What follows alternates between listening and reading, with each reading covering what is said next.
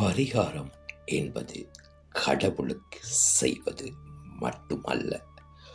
உங்களுக்கு உடல்நிலை சரியில்லை என்ற வருத்தத்தில் இருந்திருப்பீர்கள், அல்லது உங்கள் குழந்தைக்கு தீர்க்க முடியாத நோய் ஏதாவது இருந்திருக்கும்.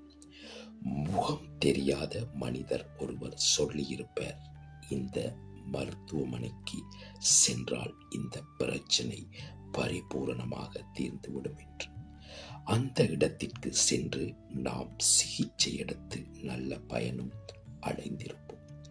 உங்கள் பிரச்சனைக்கு தீர்வு சொன்ன அந்த முகம் தெரியாத மனிதன் கடவுள். நமக்கு வரப்போகும் ஆபத்தை முன்கூட்டியே மனித ரூபத்தில் வந்து அந்த இறைவன் கோரியிருப்பார். இதுவும் கடவுளின் செயல்தான். இப்படி எதிர்பாராமல் நடக்கும் பலவிதமான செயற்பாடுகளில் நமக்கு வரப்போகும் ஆபத்திலிருந்து நாம் தப்பித்து வருகின்றோம் என்றால் அது தானாக நடப்பது அல்ல. அந்த இறைவனின் ஆசீர்வாதம் இருப்பதால் நமக்கு ஏற்பட இருந்த துன்பங்களில் இருந்து எல்லாம் தப்பித்து கொண்டு வருகிறோம் என்பதை நினைவில் வைத்துக் கொள்ளுங்கள்.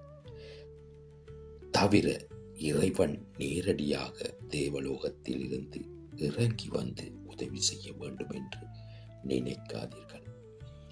எமது யூடியூப் சேனலான வாய்ஸ் ஆஃப் காட் சேனலை பார்வையிட்டு எமது சேனலை சப்ஸ்கிரைப் செய்யுங்கள்.